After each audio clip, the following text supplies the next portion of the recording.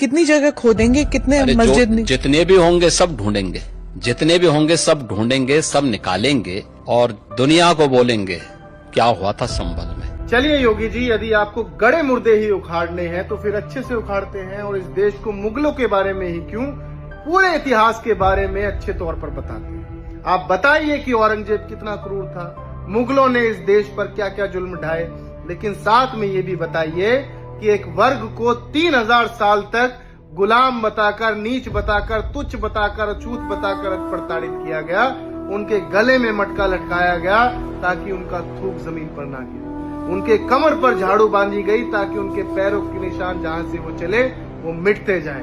उनको शिक्षा का अधिकार नहीं था, उनको पूजा पाठ का अधिकार नहीं था, उनको मंदिरों में घुसने का अधिकार नहीं था, उनकी बहन बेटियों को उनके खुद के स्तन ढकने का अधिकार नहीं था, उनकी बहन बेटियों की इज्जत लूटी जाती थी, मल मूत्र उठाने के अलावा दूसरा कोई कार्य उनके लिए नहीं था, उनको कुएं से पानी पीने का अधिकार नहीं था, कोई श्लोक वो अपने मुंह से नहीं दोहरा सकते थे, जबान काट ली जाती थी, कोई श्लोक वो गलती से सुन ले किसी को दोहराते हुए तो उनके कानों में शीशा पिघला कर डाल दिया जाता था।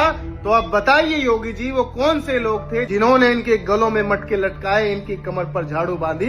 वो कौन से लोग थे जो गुलाम भारत में इनको ही गुलाम बनाए हुए थे, वो भी अपने ही देश में? ये सच्चाई भी तो देश को पता चलनी चाहिए ना। और वो तो भला हो बाबा साहब भीमराव अंबेडकर का, जो इस देश का संविधान लिख गए, जो जिससे इन दलितों को पढ़ने का, आगे बढ़ने का, मंदिरों में जाने का, बड़े बड़े पदों पर बैठने का अधिकार मिल गया। यदि ये संविधान ना लिखा होता तो ये लोग आज भी मलमूत्र ही उठा रहे होते, क्योंकि एक घृणित समाज आज भी इनको तुच्छ ही समझता है। इसीलिए जब इनके अधिकारों की बात हो तो आरक्षण पर बहस होने लग जाती है, लेकिन जब मस्जिद तुड़वानी हो, गड्ढा खुदवाना हो, दंगा करवाना हो तो सबसे पहले यही समाज को आगे कर दिया जाता है कि जा अपनी जान देकर साबित कर कि तू पक्का सनातनी है।